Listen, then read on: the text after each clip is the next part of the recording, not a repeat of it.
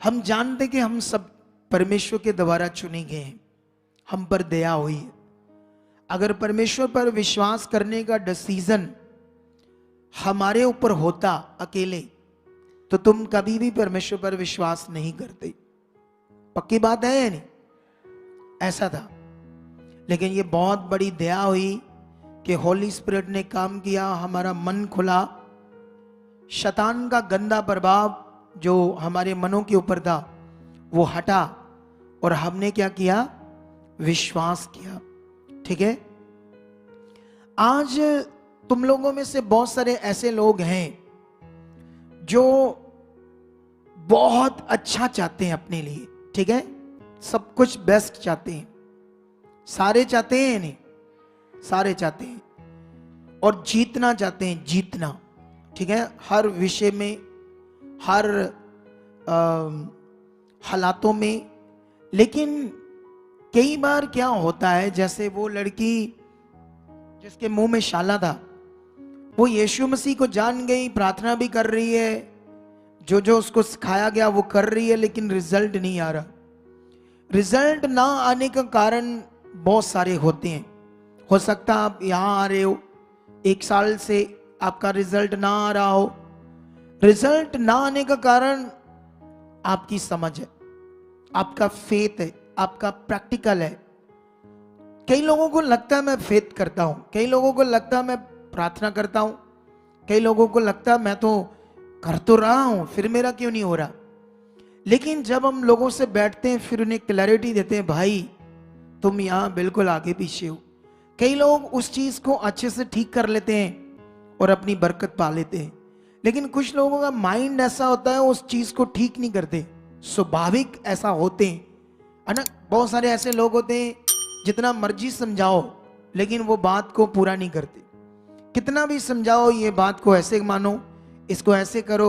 जैसे घर में, परिवारों में छोटी मोटी बात से झगड़ा होता है ना, छोटी मोटी बातों में कुछ ना कुछ नोक झोंक चीजें होती रहती है, लेकिन उनको समझाया ये ना करो, लेकिन वो फिर बार बार वो चीजें करते रहते। उनको समझ नहीं आ रहा होता क्या सही है और क्या गलत है। इसका मतलब फिर बाइबल सबसे पवित्र ज्ञान जो है, सबसे बड़ा ज्ञान, इसमें बहुत बड़ी क्लैरिटी देता है हमें कि जो मनुष्य है वो पापी है और उसका जो मन है वो करप्ट है। आत्मिक चीज के विषय में कितने लोगों को यह बात समझ आ रही है? ये उलझन आपके जिंदगी में जो चल रही है उसका कारण है आपका मन करप्ट है। अब आपको समझना पड़ेगा ये बात क्या है। इसलिए मैं तुम्हें कुछ बातें समझाना चाहता हूं बाइबल से इस पॉइंट में, ताकि तुम अपने आप को परमेश्वर के नजदीक कर सको और अपने आप को सही कर सको परमेश्वर के साथ। पहला यूहन्ना 3 अध्याय उसका 4 से लेकर मैं 10 तक वचन पढ़ूंगा कंटिन्यू। इसको ध्यान से सुनना। जो कोई पाप करता है वह व्यवस्था का विरोध करता है, और पाप तो व्यवस्था का विरोध है। तुम जानते हो कि वह इसलिए प्रकट हुआ कि पापों को हर ले जाए। आमीन। कितने लोग अपना ध्यान परमेश्वर की बात पर दे रहे हैं? क्योंकि तुम्हें अब तुम्हारा काम है सुनना और ध्यान देना, जो सबसे मेन पॉइंट है। तो मैं यहां से पढ़ रहा हूं, परमेश्वर ये बात कर रहे हैं हमारे साथ कि जो कोई पाप करता है वह व्यवस्था का विरोध करता है। मतलब परमेश्वर की आज्ञाओं का क्या करता है? विरोध करता है, जो पाप करता है। और आगे लिखा, और पाप तो व्यवस्था का विरोध है। और फिर लिखा, तुम जानते हो कि यीशु मसीह इसलिए दुनिया में प्रकट हुआ ताकि सारे दुनिया के पापों को उठा ले और हमें फ्री कर दे। ऐसा लिखा है। और आगे लिखा 6 में, जो कोई उसमें बना रहता है वह पाप नहीं करता। जो कोई पाप करता है उसने ना तो उसे देखा है और ना उसको जाना है। तुम्हें यह समझ आना चाहिए पाप क्या होता है। पाप का मतलब सिर्फ व्यभिचार नहीं है। सिर्फ मर्डर नहीं है। हम सोचते हैं अच्छा गंदी वीडियोस देखते हैं और व्यभिचार करते हैं, गलत रिश्ते रखते हैं, मर्डर वगैरह ऐसी चीज, ये खतरनाक पाप है। अरे यहां पर परमेश्वर खाली वो बात नहीं कर रहा, क्योंकि अगर तुम वो बात करोगे तो वहां बहुत सारे ऐसे लोग हैं जो ये नहीं चीज करते, कोई व्यभिचार नहीं करते, कोई गंदी वीडियोस नहीं देखते, कोई गलत काम नहीं करते, तो वो सोचेंगे बैठे बैठे अच्छा मैं तो कोई पाप करता नहीं। एक्चुअली में ये सीखना आपने परमेश्वर क्या बात कर रहे हैं, ठीक है। परमेश्वर ये बात कर रहे हैं पाप छोटा हो बड़ा हो पाप है। बोलो, चोरी 10 लाख की हो या एक पेन भी उठा लिया, चोरी तो चोरी है। बताओ मुझे, 10 लाख की चोरी की, एक पेन की चोरी की, दोनों को क्या बोलते हैं? चोरी बोलते हैं। ऐसे ही जो पाप है, पाप छोटे पाप भी हैं। परमेश्वर यहां समझाने की कोशिश कर रहे हैं हमें सिद्धता की, ठीक है, मिस्टेक्स की, जो हम रोज रूटीन में परमेश्वर के लोग करते हैं। डेली कुछ ना कुछ हम ऐसी चीजें रोज करते रहते हैं जिससे नेगेटिविटी जाती नहीं, नेगेटिविटी हमारे जीवन में काम करती रहती है। मैं उसका कारण तुम्हें समझाऊंगा कि वो हमसे क्यों ऐसा होता रहता है कि हम रोज कोई ना कोई ऐसी चीज करते रहते हैं गलत, है ना।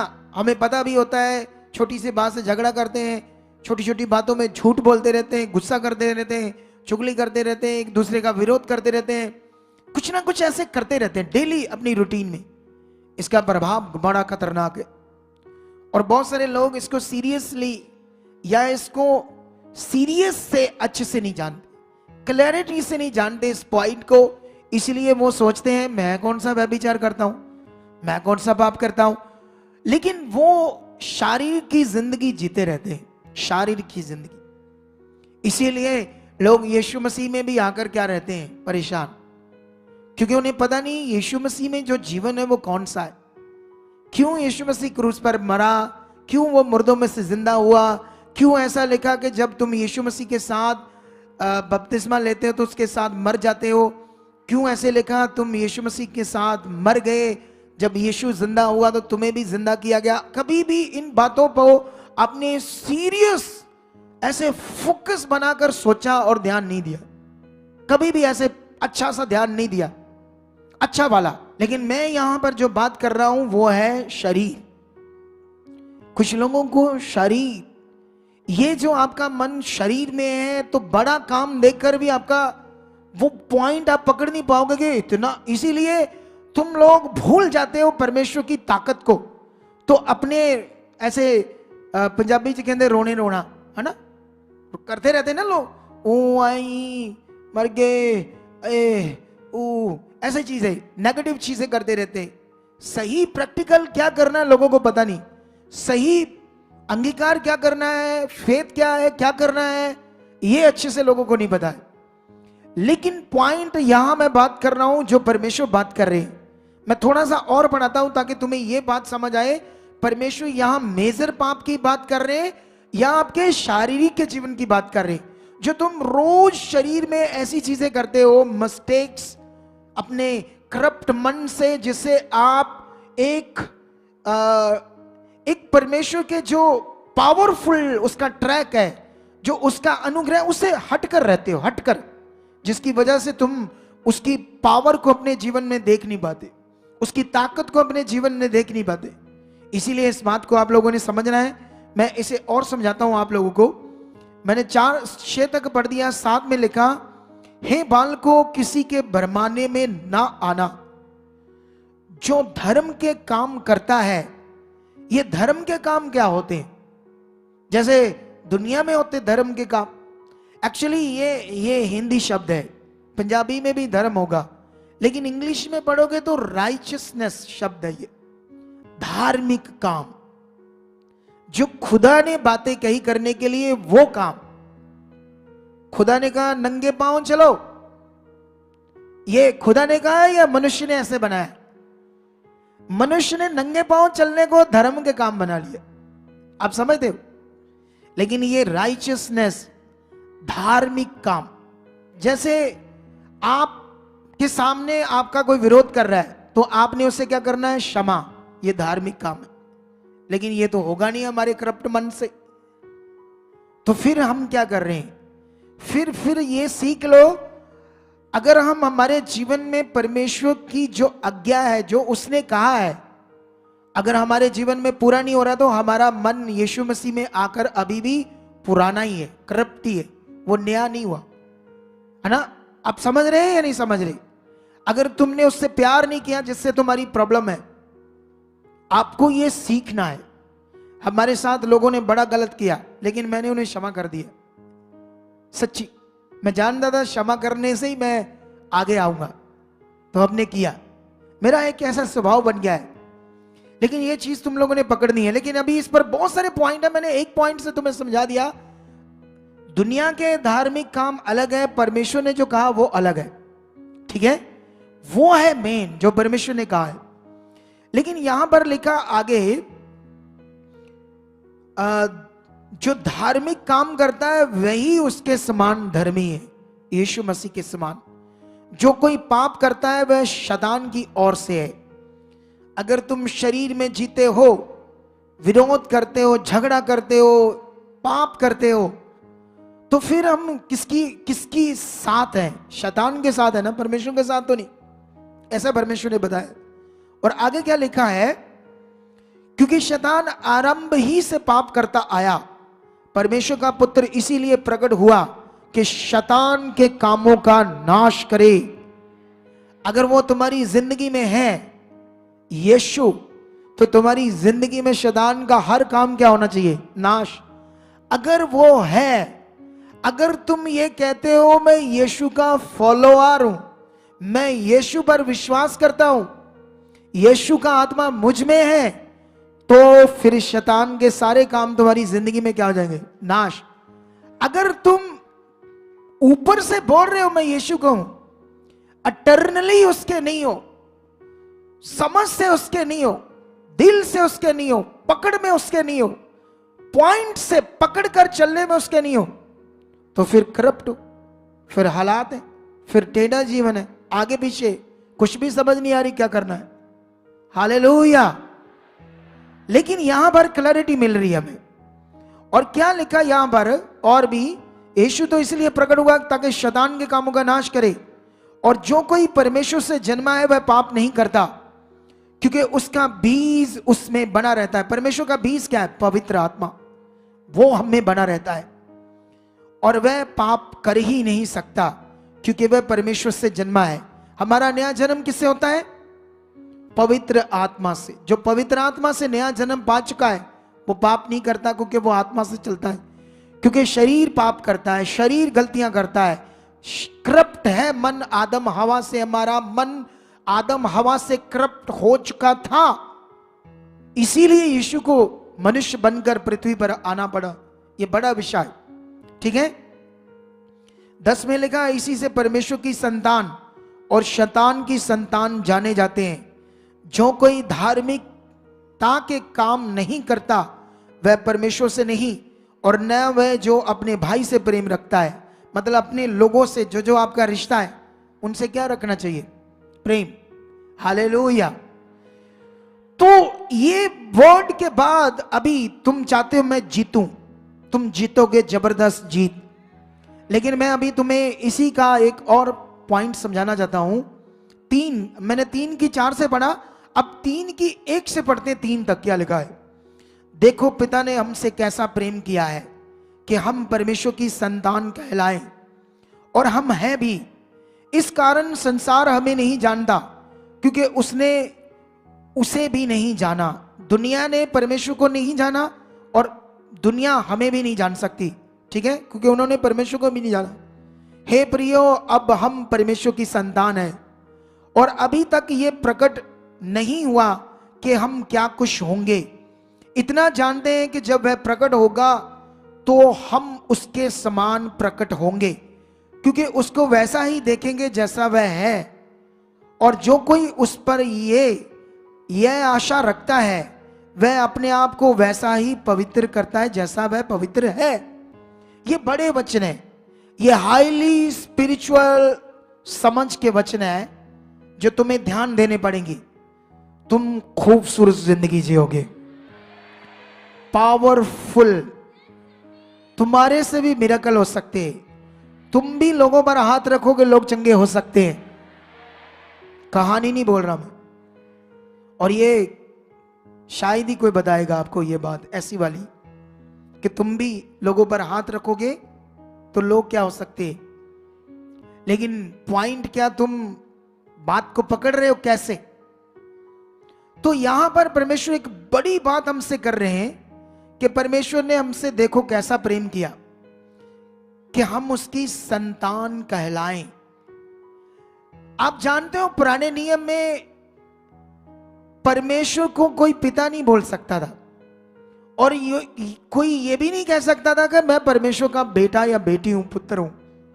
अगर किसी ने ऐसा कह दिया तो उसको पत्थर मारकर क्या मार देते थे? मार देते थे। क्यों? क्योंकि दुनिया के हिसाब से, उस समय के हिसाब से इंसान कुछ नहीं है, वो बहुत बड़ा है परमेश्वर, वो पवित्र है, इंसान पापी है। तो कोई को हक नहीं था कि वो उसको अपना पिता कहे। आप जानते हो पुराना नियम चल रहा था, यीशु मसीह प्रकट हो गया, यहूदियों के बीच में, इज़राइल में पैदा हुआ, यरूशलेम में। यीशु मसीह ने लोगों के सामने, फरीसी, शास्त्री, ग्रंथी यहूदियों के सामने यहोवा को क्या कहा? वो मेरा पिता है। वो आग बबूले हो गए, मारो इसको पत्थर है। ये कौन होता है? परमेश्वर को बुरा कह रहा है, मतलब कितनी बुरी चीज बोल रहा है। ये कैसे बोल सकता है कि वो इसका पिता है? वो लोग ऐसे दास करके बात करते थे, है ना। आप समझ रहे हैं मेरी बात कि नहीं समझ रहे? लेकिन परमेश्वर का प्रेम इतना बड़ा है कि जिसने सृष्टि रची है वो अब तुम्हारा अब्बा है, बाप है। और ये तुम्हारे कर्मों से नहीं, तुम्हारे नंगे पांव से नहीं, भूखों को खाना खिलाने से नहीं, नंगों को कपड़े देने से नहीं ये हुआ, तुम्हारे धर्म के काम से नहीं हुआ, ये खुदा के काम से हुआ, उसके अनुग्रह से हुआ। उसने बड़ा कार्य किया कि तुम इस योग्य ठहरो, उसकी दया तुम पर हुई है। इसीलिए बाइबल में लिखा, उसके अनुग्रह को व्यर्थ मत जाने दो। तुम लोगों को पता नहीं उसका अनुग्रह क्या है, तो अभी भी परमेश्वर के लोग मटीरियलिस्ट चीजों से जीवन चाहते हैं, मटीरियलिस्ट चीजों से। अनुग्रह की अंडरस्टैंडिंग नहीं, खुदा की दया की अंडरस्टैंडिंग नहीं। इस मिनिस्ट्री में कितने लोगों को समझ आ रही है, लेकिन कई लोगों को समझ आते हुए भी फंस जाते हैं दुष्ट में, उसकी जुक्ति में। उसने ये कह दिया, वो कह दिया, ये कह दिया, उधर तुर पे। अरे वो बड़ा खुदा है, वो बेबस या लाचार नहीं है कि तुम्हें ऐसे पड़े रहने देगा। उसने अपना काम पूरा किया है तुम्हारी जिंदगी के लिए। ऐसी की तैसी किसी शैतान और दुष्ट आत्मा की कि तुम्हें दबा के रखे, ऐसी की तैसी उन हालातों की कि तुम्हें दबा कर रखे। कैसे रख सकते हैं? जब तुम अब्बा के साथ हो, इस सृष्टिकर्ता, सुप्रीम पावरफुल जो गॉड हमारा परमेश्वर है, उसके तुम संतान हो। लेकिन तुम उसकी संतान हो, ये मतलब क्या है? तुम्हारे अंदर होना चाहिए। अगर तुम आज पाप कर रहे हो, झगड़ा कर रहे हो, नशे कर रहे हो, गंदे काम कर रहे हो, व्यभिचार कर रहे हो, गलत वीडियोस देख रहे हो, रोज शरीर शरीर शरीर, निकी निकी बात से, चिड़चिड़ा मन, ये वो, तो तुम शारीरिक हो, अभी उसकी संतान नहीं हो। ये सीखना तुम्हें। तुम जानते हो, मैं इस बात को बढ़ाने के बाद एक और पॉइंट तुम्हें समझाना चाहता हूं, उसके बाद मैं तुम्हें क्लैरिटी देना चाहता हूं, एक बड़ी बड़ी क्लैरिटी, एक जबरदस्त क्लैरिटी। जल्दी, 1 यूहन्ना उसका 5 अध्याय, उसकी 5 से लेकर 4 और 5 मैं पढ़ूंगा वचन, ठीक है। यहां जीत की बात हो रही है, क्योंकि जो कुछ परमेश्वर से उत्पन्न हुआ है वह संसार पर जय प्राप्त करता है, और वह विजय जिससे संसार पर जय प्राप्त होती है हमारा विश्वास है। हालेलुया। तुम्हारा विश्वास जो इस दुनिया पर विजय पाएगा, तुम्हारा विश्वास, विश्वास का मतलब तुमने सीख लिया है आत्मिक जीवन से जीना, उसकी इच्छा में चलना, इसको विश्वास कहते हैं। अगर तुम उसकी इच्छा में नहीं चल रहे तो वो कहानी जैसे है तुम्हारा विश्वास, एक नाम का है, नाम का, सिंपल। और तुम कहते हो मैं विश्वासी हूं, इसीलिए दुख में हो, प्रॉब्लम में हो, बीमारी में, हालात में हो, और बड़ी से बड़ी बीमारी फुर्र हो जाएगी तुम्हारी जिंदगी से, बड़े से बड़े हालात। वो इतना ताकतवर है खुदा, तुम्हें ऐसे दलेर रहना है और दलेरी का जिंदगी जीनी है, छोटी मोटी जिंदगी नहीं जीने तुम्हें। और यहां पर कितनी बड़ी बात हम समझ रहे हैं परमेश्वर के वचन से। 5 में लिखा, संसार पर जय प्राप्त करने वाला कौन है? केवल वह जिसका ये विश्वास है कि यीशु परमेश्वर का पुत्र है। विश्वास का मतलब उसकी आज्ञाओं में चलना, विश्वास का मतलब पवित्रताई में चलना, पुराना जीवन खत्म होना, नए जीवन में चलना, तभी हमारा उस पर विश्वास है। लेकिन हम इसकी 5 की 2 और 3 भी पढ़ते, क्या लिखा है? जब हम परमेश्वर से प्रेम रखते हैं और उसकी आज्ञाओं को मानते हैं तो इसी से हम जानते हैं कि हम परमेश्वर की संतानों से प्रेम रखते हैं, जहां परमेश्वर की संतान है। क्योंकि परमेश्वर से प्रेम रखना यह है कि हम उसकी आज्ञाओं को माने, और उसकी आज्ञाएं कठिन नहीं है। आमीन। परमेश्वर ने जो कुछ कहा वो दुनिया के बाबाओं, तंत्री, पंडित, है ना, जो दुनिया कह रही उससे बहुत आसान है। लेकिन तुम वहां से आए जो कठिन करके आए थे।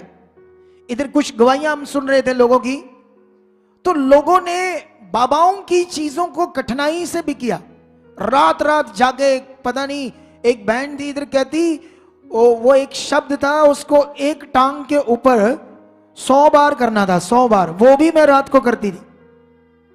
हालेलुया, ऐसा उन्होंने कहा था। बड़ी चीज, कठिनाई की चीजें, लेकिन जो परमेश्वर ने कहा है वो आसान है, तुम अच्छे से कर सकते हो। हालेलुया। लेकिन तुम्हें यह समझना पड़ेगा कैसे। लेकिन इस बात को समझ लो कि उसकी आज्ञाओं को मानना ही परमेश्वर से प्रेम रखना है। इसी से हम जानते हैं हम उसके हैं, वो हमारा है। लेकिन अभी मैं तुम लोग जानते हो, जब पुराना नियम पढ़ोगे तो पुराने नियम में मैं फटाफट 2-3 बातें जल्दी जल्दी पढ़ा देता हूं आपको, ताकि तुम्हें यह बात समझ आ जाए। मैं जल्दी जल्दी से 2-3 बातें, मैं न्यायों की बुक में जाना चाहता हूं। वहां पर आपके लिए एक वर्ड है परमेश्वर का, जो आपके मैं दिल में लाना चाहता हूं। क्या हुआ उस समय, सिचुएशन क्या थी इजराइलियों की, ठीक है। तो ये 2 का मैं पढ़ना चाहता हूं। अगर 6 से पढ़ूं तो यहां पर लिखा, जब यहोशू ने लोगों को विदा किया था तब इजरायली देश को अपने अधिकार में कर लेने के लिए अपने अपने निज भाग पर गए। और यहोशू के जीवन पर, मतलब अगर यहां से ये पढ़ोगे तो यहोशू जब तक खड़ा था, क्योंकि वो खुदा का दास था, वो एक नबी था, शूरवीर योद्धा भी था, और दिल से, गुड हार्ट से परमेश्वर की इच्छा में चलता था। हालेलुया। कितनों को बात समझ आ रही? लेकिन बाइबल में लिखा, जब मर गया तो अब उन्हें टीच करने वाला कोई उनका लीडर ना रहा। परमेश्वर फिर भी समय समय पर लीडर खड़े कर रहा था, लेकिन यहोशू का, और इजराइलियों ने यहोशू के द्वारा परमेश्वर की ताकत को बहुत देखा था। आमीन। क्या तुमने भी यहां परमेश्वर की ताकत को देखा मेरे द्वारा? क्या देखा? जब मैं हाथ रखता हूं तो रीढ़ की हड्डी के रोगों की बेल्ट लाती है, तो ये कौन करता है? क्या तुम मेरे द्वारा परमेश्वर की ताकत को देखते हो? यहोशू ने जर्दन नदी को सुखा दिया, क्योंकि उन्होंने यरीहो को जीतना था। लेकिन यहोशू आगे था और परमेश्वर ने उसको बताया था क्या करना है, उसने पूरा किया, लोगों से करवाया, और उनके लिए यर्दन नदी सूख गई। और इजराइलियों ने अपनी आंखों से देखा था पानी को सूखते और नदी के बीच से पार होते। इतने बड़े काम, आग का खंबा, मिस्र में परमेश्वर की ताकत, लाल समंदर का 2 भाग होना, जब खाने को कुछ नहीं था तो उन्होंने परमेश्वर के काम को देखा, आसमान से खाना उतरता था। ये चमत्कार, ये पावर उनके सामने हो रही थी, जबकि आपके सामने ऐसी चीजें नहीं हुई। यहां भी हो रही है आपके सामने बड़ी चीजें, लेकिन उन्होंने हमसे भी ज्यादा अद्भुत कामों को देखा। अगर तुम भी, क्योंकि उस समय टीवी नहीं था, मोबाइल नहीं थे, इसीलिए बड़े काम वो देख सकते थे, क्योंकि उनका मन कुछ लोगों का बड़ा था। आज टीवी, मोबाइल, ये चीजों में लोग खोए हैं। कुछ लोग तो इधर आते हैं, सीखते हैं, समझते हैं, जैसे जाते हैं 6 दिन भूल जाते हैं क्या सीखा है, फिर शरीर में 6 दिन बताते हैं, जबकि उन्हें पता नहीं यहां से सीखने के बाद क्या करना है रोज अपनी जिंदगी में, जिससे तुम्हारी बेस्ट जिंदगी हो।